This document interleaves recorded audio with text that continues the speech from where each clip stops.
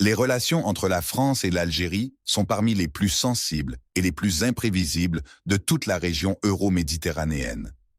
Ancrées dans une histoire douloureuse et marquée par des décennies de tensions, elles oscillent constamment entre rapprochements stratégiques et confrontations symboliques. Rares sont les mois où un incident diplomatique, une déclaration politique ou un geste officiel ne vient raviver les braises d'un passé jamais éteint. Ici, une réduction des visas pour les ressortissants algériens. Là, un discours maladroit sur l'histoire coloniale. Ou encore, des décisions algériennes sur le plan énergétique ou militaire perçues comme des signes de défiance vis-à-vis de Paris. À chaque fois, la tension monte, la presse s'en empare et les réseaux sociaux s'embrasent. Derrière cette instabilité apparente, une question essentielle revient, lancinante. S'agit-il de provocations déguisées, savamment orchestrées à des fins politiques, ou simplement de malentendus culturels et diplomatiques entre deux nations liées par une histoire tragique mais inévitablement commune? Car rien n'est jamais neutre entre ces deux pays. Chaque mot prononcé, chaque silence gardé, chaque décision prise peut être interprété comme un affront ou une tentative de domination. Et dans cette ambiance électrique, il devient difficile de distinguer l'acte réfléchi de la simple maladresse. Dans cette vidéo, nous allons remonter le fil de cette relation tumultueuse, explorer les racines historiques de la tension, décrypter les gestes politiques récents, comprendre les enjeux économiques, culturels et géopolitiques qui rendent toute normalisation aussi complexe. Alors, la France et l'Algérie sont-elles piégées dans un cycle sans fin de méfiance?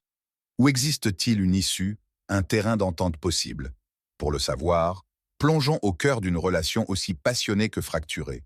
Impossible de comprendre les tensions actuelles entre la France et l'Algérie sans revenir à la racine du problème, la colonisation. L'histoire commune des deux pays ne commence pas dans l'égalité, mais dans la violence. En 1830, l'armée française débarque à Alger. Ce qui devait être une opération militaire limitée se transforme rapidement en une conquête brutale, suivie d'une domination coloniale qui durera 132 ans. La colonisation de l'Algérie n'est pas une simple occupation. Elle devient une entreprise de peuplement. Des centaines de milliers d'Européens, les pieds noirs, s'installent sur les terres confisquées. L'administration française impose sa langue, son école, ses lois, effaçant progressivement les structures sociales et culturelles locales. Pendant ce temps, la majorité algérienne, musulmane, est maintenue dans un statut inférieur, privée de droits civiques, reléguée au second plan.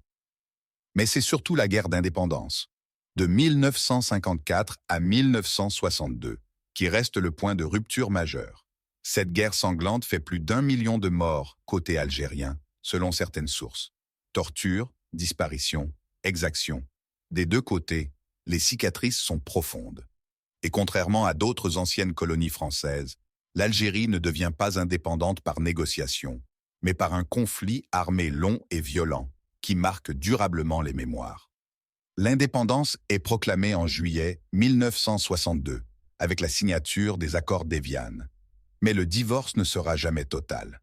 En quittant l'Algérie, la France laisse derrière elle non seulement une population profondément meurtrie, mais aussi des blessures identitaires qui n'ont jamais été véritablement refermées. Ce passé pèse encore lourd sur le présent. Les responsables politiques algériens font régulièrement référence à la guerre de libération pour légitimer leur position face à la France. De l'autre côté, certains dirigeants français hésitent encore à reconnaître pleinement les crimes commis pendant la colonisation. Les excuses officielles se font attendre, les discours sont ambigus et chaque prise de parole est scrutée, analysée, souvent interprétée comme une provocation ou une réécriture de l'histoire. Il ne s'agit donc pas d'un passé révolu, mais d'une mémoire vive, encore brûlante, manipulée par les discours politiques, amplifiée par les médias et omniprésente dans les esprits des deux peuples. Cette mémoire historique, loin d'être un simple héritage, est un acteur à part entière du présent. En octobre 2021, lors d'une rencontre avec des jeunes issus de la diaspora algérienne, Emmanuel Macron prononce une phrase qui va immédiatement déclencher une crise diplomatique majeure. Il met en doute l'existence d'une nation algérienne avant la colonisation française. Selon lui, l'Algérie s'est construite sur une mémoire entretenue par le système politico-militaire algérien. en instrumentalisant la France comme un ennemi intérieur. Pour beaucoup d'Algériens, ces propos sont perçus comme une insulte directe à leur histoire et à leur identité nationale. Le gouvernement algérien réagit avec fermeté. Il rappelle son ambassadeur à Paris, suspend les survols de son espace aérien par l'armée française engagée au Sahel et dénonce des propos irresponsables et blessants. Mais au-delà du choc immédiat, cet épisode soulève des questions fondamentales. Macron cherchait-il réellement à provoquer, ou s'agissait-il d'une tentative maladroite d'ouvrir un débat sur la mémoire franco-algérienne? Certains analystes y voient une stratégie électorale, séduire une partie de l'électorat conservateur français, souvent critique envers les questions mémorielles. D'autres estiment qu'il voulait simplement amorcer une discussion franche, mais qu'il a sous-estimé la sensibilité historique de son interlocuteur. Ce n'est pas la première fois qu'un président français tente de naviguer entre reconnaissance du passé colonial et considérations politiques contemporaines. Jacques Chirac avait reconnu la responsabilité de l'État français dans la rafle du Veldiv. François Hollande avait parlé de la vérité sur la colonisation. Emmanuel Macron, lui, oscille entre gestes d'ouverture, comme la restitution de crânes de résistants algériens, et prises de position jugées provocantes à Alger. Ce jeu d'équilibriste est dangereux. À chaque fois que Paris semble vouloir banaliser ou minimiser le traumatisme colonial, la réaction d'Alger est immédiate et brutale. Mais à l'inverse, lorsqu'un président français fait un pas vers la reconnaissance, il s'expose aux critiques internes de ceux qui refusent la repentance. Dans ce climat tendu, chaque mot compte. Et lorsque la diplomatie devient un champ de mine, la moindre déclaration peut faire exploser les tensions. Au cœur du conflit latent entre la France et l'Algérie se trouve une bataille bien plus silencieuse, mais tout aussi puissante, celle de la mémoire. Depuis l'indépendance, les deux pays construisent des récits historiques radicalement opposés, parfois incompatibles, toujours sensibles. En Algérie, le récit national repose presque entièrement sur l'héroïsme de la guerre de libération. L'occupation française est décrite comme une domination barbare, brutale et inhumaine. Les martyrs de la Révolution sont glorifiés et la lutte contre la colonisation est érigée en fondement identitaire. Pour le pouvoir algérien, la mémoire est un outil de légitimation politique. Elle structure le discours officiel, imprègne les programmes scolaires et renforce l'unité nationale autour d'un ennemi commun historique, la France. En France, au contraire, le récit colonial a longtemps été minimisé, édulcoré, voire ignoré. Il a fallu attendre 1999 pour que le terme « guerre d'Algérie » soit officiellement reconnu par l'État. Avant cela, on parlait simplement d'événements. Et encore aujourd'hui, les manuels scolaires, les commémorations, les déclarations politiques peinent à aborder frontalement les crimes du colonialisme, les massacres, la torture, les disparitions. Cette divergence dans la manière de raconter le passé alimente les tensions. À chaque tentative de rapprochement, comme le rapport Stora en 2021, la critique fuse. Trop timide côté algérien, trop accusateur côté français. Le dialogue sur la mémoire tourne souvent au monologue croisé. Les demandes algériennes d'excuses officielles restent sans réponse claire. La France, elle, oscille entre reconnaissance symbolique et refus de repentance. Pour certains responsables français, la mémoire ne doit pas être un fardeau politique. Pour Alger, elle est au contraire une condition sine qua non à toute relation apaisée. Résultat, les deux peuples héritent de versions tronquées, sélectives, émotionnelles de leur histoire commune. Et tant que ces mémoires ne se rencontrent pas honnêtement, sans arrière-pensée politique, la réconciliation reste un mot vide de sens. Malgré les tensions diplomatiques et les blessures du passé, la France et l'Algérie restent liées par des intérêts stratégiques concrets. Commerce, énergie, immigration, sécurité régionale. Leur destin économique et géopolitique s'entrelacent bien au-delà des mots échangés entre capitales. Sur le plan économique, la France demeure l'un des principaux partenaires commerciaux de l'Algérie. De nombreuses entreprises françaises dans les secteurs de la grande distribution, de l'énergie, du BTP ou des télécoms sont présentes sur le sol algérien. À l'inverse, Alger fournit du gaz naturel, une ressource devenue encore plus précieuse depuis la guerre en Ukraine et la crise énergétique qui a suivi en Europe.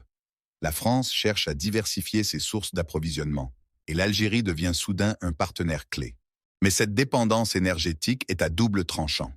L'Algérie, consciente de sa valeur stratégique, adopte une posture de plus en plus indépendante.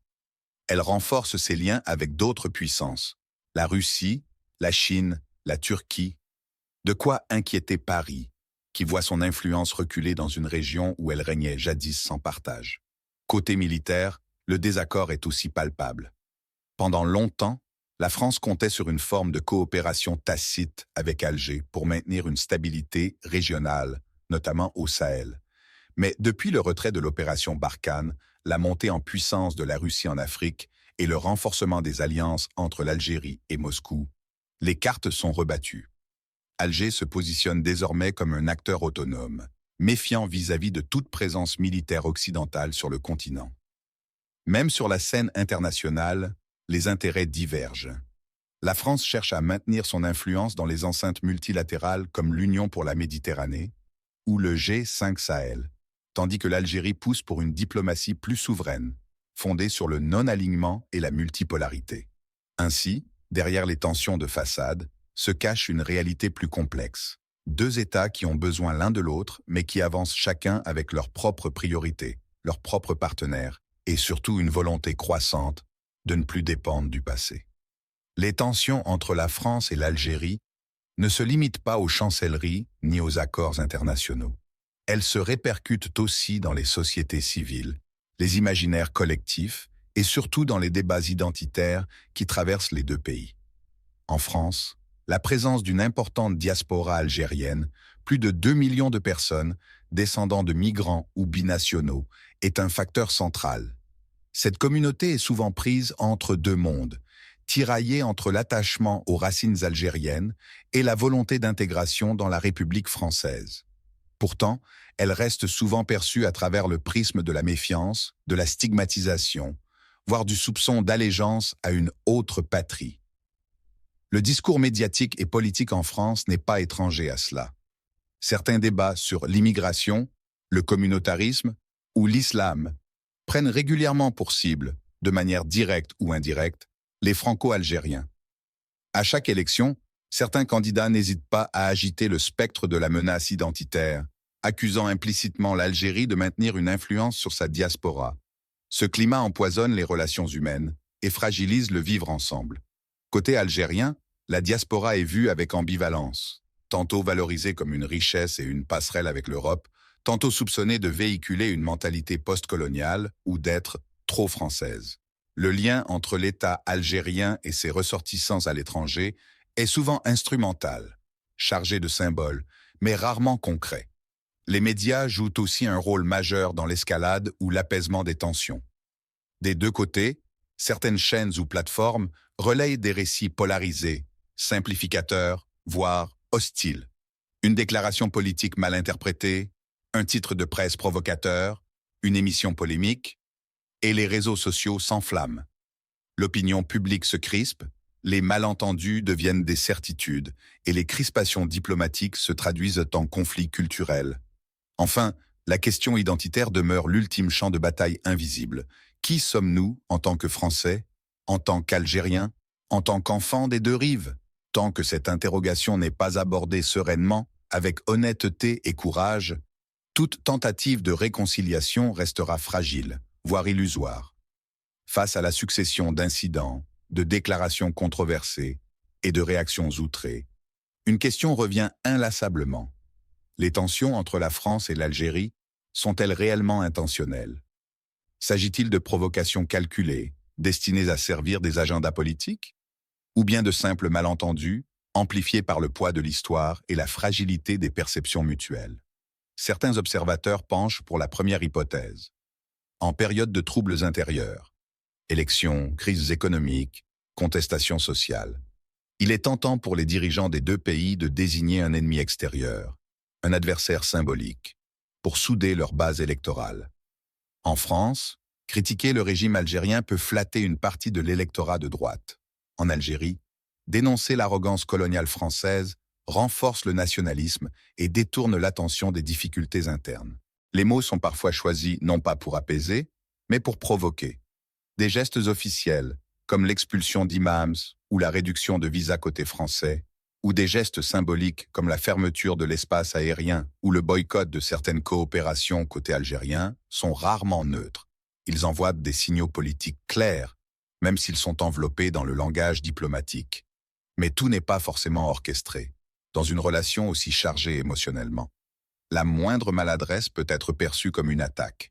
Une phrase sortie de son contexte, un discours mal interprété, une déclaration mal traduite, et le feu reprend. C'est le piège d'un passé non digéré. Il rend toute communication fragile, explosive, même lorsque l'intention n'était pas hostile.